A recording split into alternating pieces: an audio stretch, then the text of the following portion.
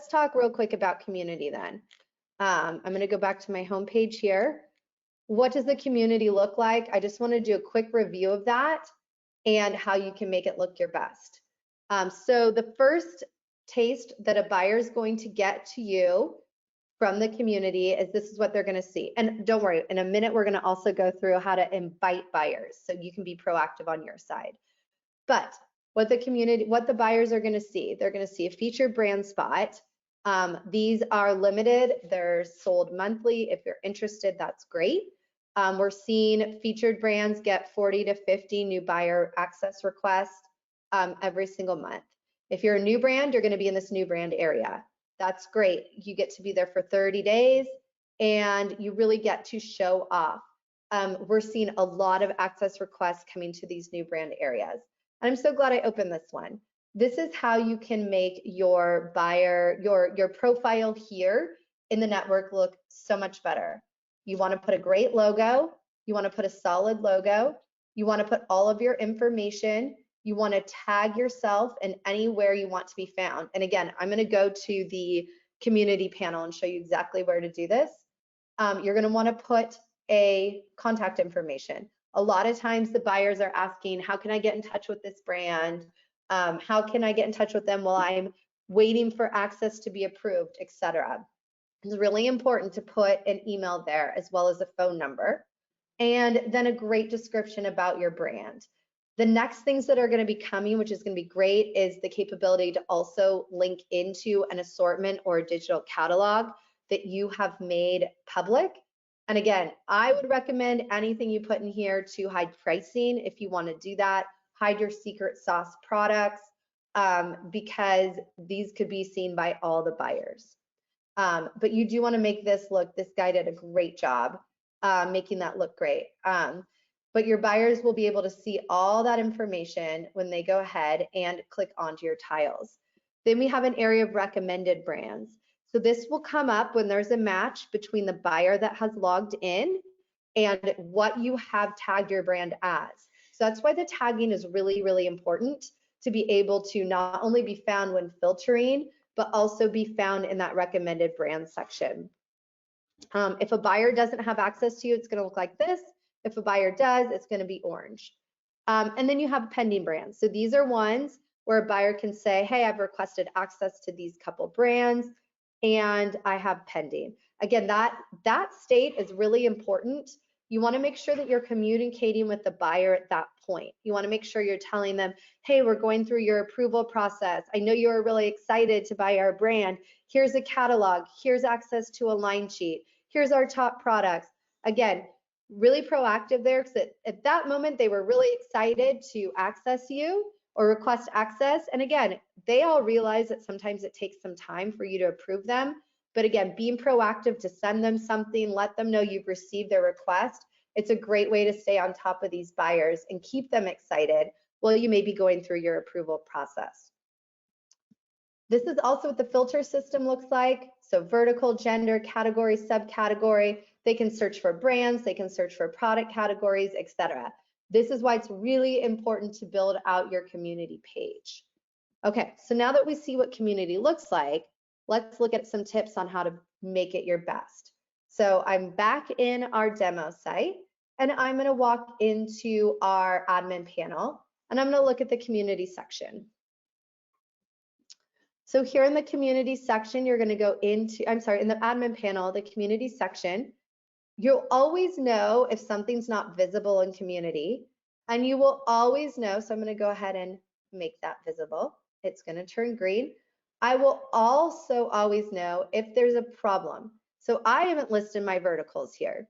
If you haven't put a brand image, things like that, you'll always be up to speed of what needs to be done to make that community profile its best. You'll also be able to see exactly where you're being featured. If you don't fill out any tags, you cannot be recommended because there's no way to make that match. So that's why that match is really important, to make sure that you're tagging your product properly. Then you want to go ahead, you want to fill in your profile. This is the contact information. It may be different from your customer service contact information, and that's fine. Just realize that this is the contact information that new buyers who are coming into community are going to see. So again, whether that's somebody who's going to be at a show, whether that's your new brand contact, whoever you want that to be, that's who these buyers are contacting and calling. Again, it may be totally different from the person that you filled out to get your access recommendations or things like that. This is the person that you want to be shown on that community page. And then I cannot stress enough, please, please, please fill in your tags. So you're going to want to fill in one or multiple different verticals. You're then going to want to do gender, men, women, all, that's fine. Category, maybe I want to do apparel, and then I'm going to break it down. I do polos. I do jackets, add. So you're going to want to do it for each of them. Eyewear, I do golf eyewear, I do outdoor eyewear, etc. So you want to do as many as you pertain to you, because that makes sure that when the recommendation engine is working, as well as those sorts and filters, you have everything that you would like to show up in and be connected with automatically. And then here's where you can put your description. So you're going to put a long description there. We saw some of them, but it really gives these buyers a flavor of who you are. And then you want to make sure to upload that company cover image. Not sure who messing with mine, but you want to upload a cover image here. And if you ever need information on how big it needs to be, it's just right there in that target resolution. A note here and a tip here, we do see brands change these out quite often as well. And it can be something that's just telling the story of your brand, or remember, this could be your opportunity to market out to these buyers. You have to think of this community as your chance to say something to buyers who might know who you are and might not know who you are. So maybe you are introducing a new product line. Maybe you have a new collection. Maybe you have started doing activewear. Maybe you started doing footwear. It's a really great time, again, to not only let that buyer know what you're doing, but in a quick tile. We had a couple brands say our holiday specials are on sale, or collection 1 for 2023 is now available. You can put things like that in these tiles, or you can do something simple like this and tell the brand story.